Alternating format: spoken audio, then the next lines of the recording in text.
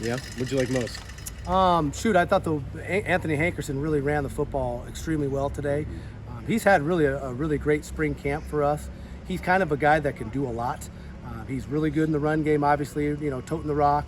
He's really good in pass protection. He's probably been our best pass protector thus far in spring camp. And then he's really versatile. We can line him out and place a little bit of receiver out there in our empty stuff. And he catches the ball well out of the backfield. So really, he's kind of a jack of all trades and a really good player. And I thought he really stood out today. We talked about this new scheme a lot with the other coaches. How quickly are you picking it up, and what are you liking about some of this stuff so far? Well, I think one of the things I like the most about our new scheme here is just the how quickly you can learn it. We don't have a lot of verbiage. I know in previous offenses I've been a part of, there's a lot of verbiage, and sometimes the details can get lost in all those words. So I think it's simple to learn, and I think it'll provide the ability for younger players to play earlier. We don't recruit these guys to stand around. Normally in a lot of programs, they have to sit because they just don't know what to do. But with our scheme, we feel like a guy could get here in June and, have it mastered enough to be competitive in the fall. So again, I think just the ability to think fast, play fast, has been really has really stood out to me as far as what we've seen in spring camp. What do you like about what Jam's brought to you, and what do you like about what he brings in general? Well, Jam's explosive. Obviously he was here in 22, and when we first knew that he was coming back, I went back and watched every snap he played for the Beavs in 22, and he's just an explosive playmaker. He's a guy that can really do a lot running the football. I think he's got great vision. He's got really good balance, and he ain't afraid of contact, right? He's a guy that'll run through your face, he'll run around you, and he'll do a lot of different things when he has the ball in his hands. We've heard a lot of the buzzwords around offenses, especially with this program. Wide zone RPOs. Sure. What's it like coaching that as a running backs coach, and what are on a scheme that seems like it's going to be pretty running back centric? What's it mean for you as the coach? Well, I think anytime you have an OC that has a commitment to running the football, it's a good time to be the running backs coach. But I think the schemes, like you said, kind of a lot of wide zone stuff. You're seeing a little bit of inside zone, a little bit of everything, right? And so I think having that dynamic kind of run scheme provides an opportunity for more players to play, right? There may be one guy that's a little bit better at running wide zone, or another guy that's a little bit better at running inside zone.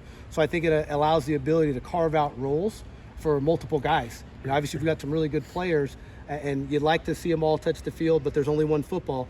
So you got to try to find ways to get their best ability onto the field and put them in the most successful situation with their ability.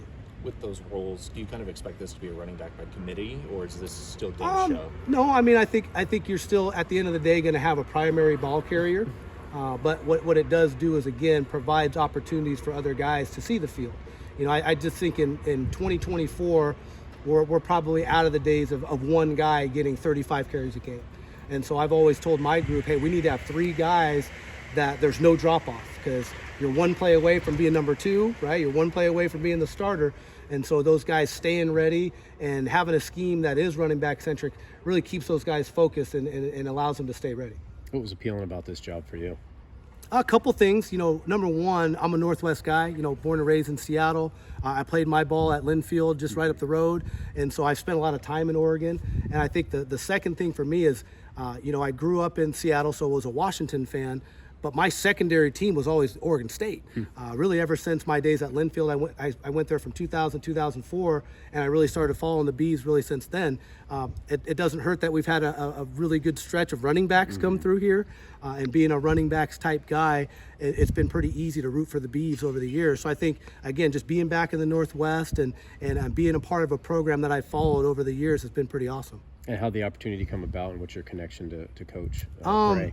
So it's funny, right? I didn't really know Coach Bray before this opportunity. I knew of him.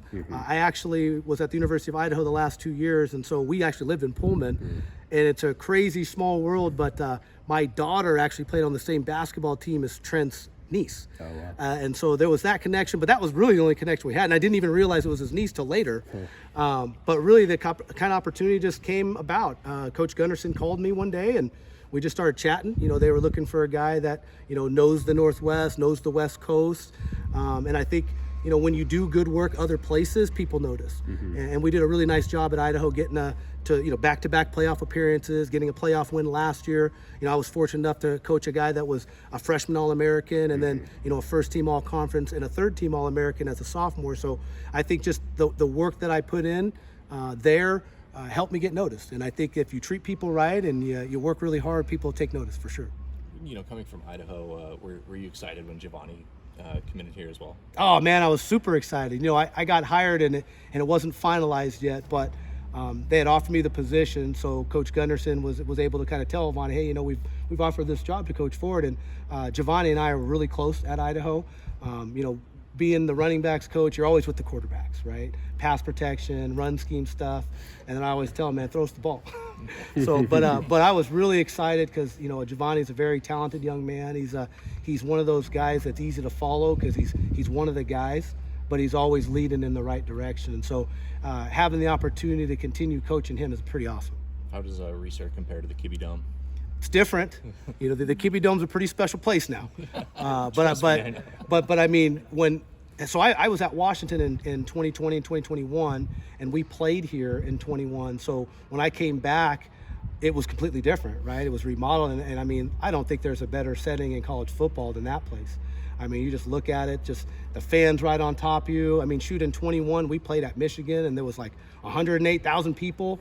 But Reser was the hardest place we played that season. So being on the good side of Reser is going to be a lot better this fall for sure. How has your connection kind of grown with both Jam and Damian through the spring? Well, I think, you know, a couple things really stand out. You know, those guys are hard workers, and so those guys will come into my office to get extra time. But the relationship piece that you spoke about, I think, is huge for me. That's been something in my career that's been very important.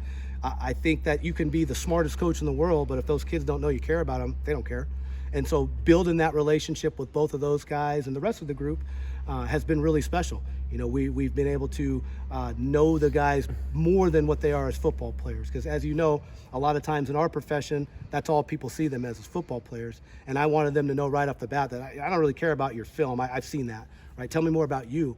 And so I think, again, getting to know them as human beings and helping them understand that, hey, I'm going to help you just as much as you're going to help me. And that relationship is a two-way street. It's not a I demand respect, you give respect, right? It's a I'm going to earn your respect just like you're going to earn mine. And so I think that process has been really smooth with those guys and the rest of the group for sure.